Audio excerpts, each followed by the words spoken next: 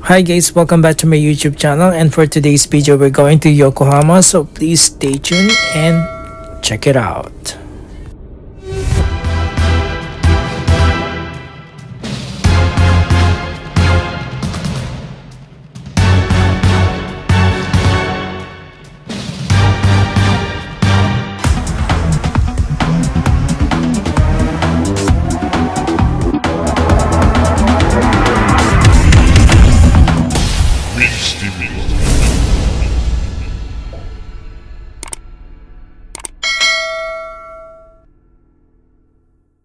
Nakasakay tayo ngayon sa train going to Yokohama. It takes about 1 hour from my place, and luckily, walang gaanong pasahero guys.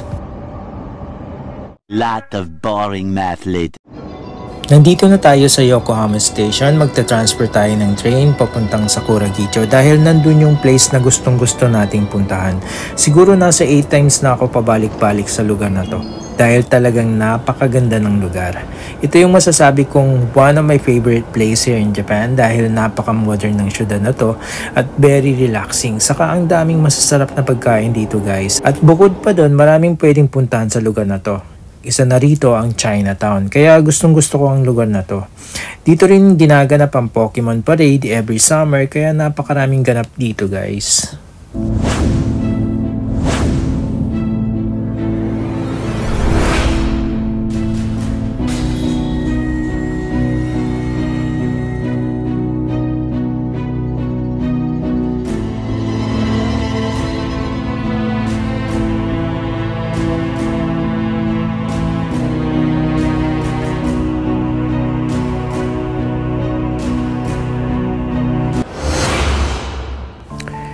Ito yung napakagandang lugar na kahit saang anggulo mo tignan at kahit saang lugar ka mapadpad sa lugar na to ay mapapawaw ka talaga. Noong time na nagpupunta ako dito, wala pa yung air cabin na yan. 2017 ata yan nag-start, kaya sasakay tayo dyan maya-maya. Antayin natin sumapit ang gabi dahil daming ilaw dito guys pagsapit ng dilim. Nasa tingin ko, the best time to ride the air cabin na yan. Napakaganda ng Japan guys. Napakalinis. Hanggang ngayon na-amaze ako sa place na to. And not only the place guys, but the people around you. Very kind, very polite, well-disciplined, very peaceful. Napakasarap manirahan dito guys. So habang nag-aantay tayo ng dilim, kain muna tayo guys. So ito yung in-order ko, steak. Medyo hilaw pa pero maluluto rin yan sa init ng plate na to. Kailangan mo lang baliktarin para maluto yung kabila. Grabe ang sarap nito guys.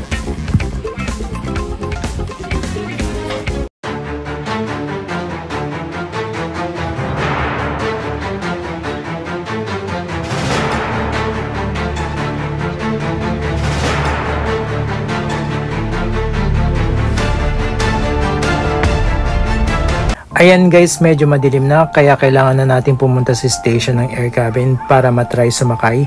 Siguro it takes about 8 to 10 minutes by walk, kaya umpisa na natin maglakad.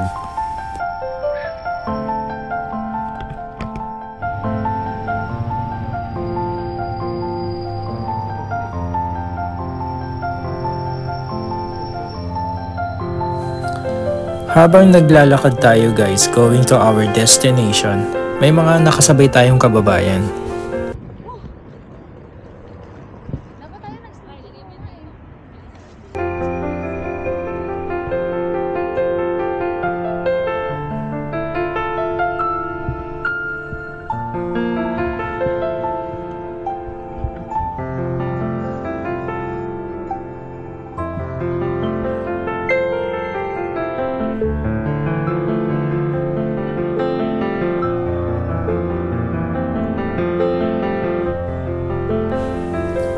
Sobrang ganda guys. Especially if you are a city person, sobrang ma-appreciate mo to.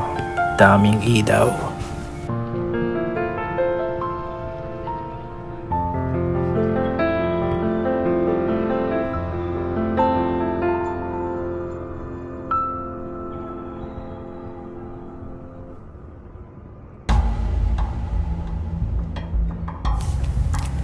Guys, may set sila for 1,500 yen. You can ride both Kanransha and air cabin. Ang Kanransha guys, yan yung parang Ferris wheel sa atin. Sobrang taas at sobrang bagal ang pag-ikot nito guys. Sa taas nito, makikita mo ang buong Yokohama. Isang ikutan lang to guys that takes 15 minutes. Ganun siya kataas. And according to my research, ang taas nito ay nasa 369 feet. Kaya nakakalula pag nasa taas ka na.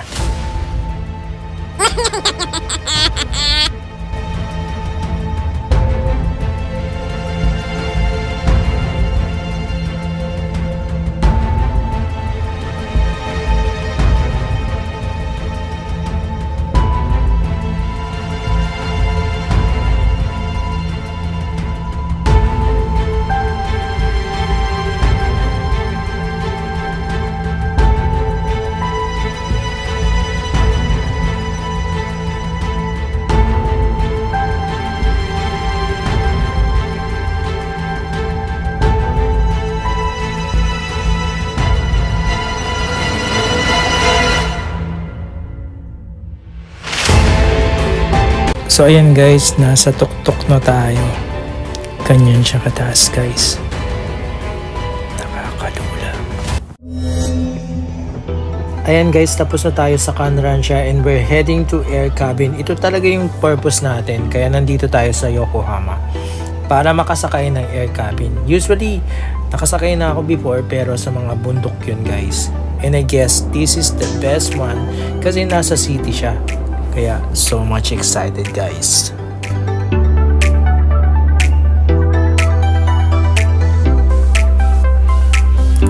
Nandito na tayo sa air cabin guys. Mayat makakasakay na rin tayo.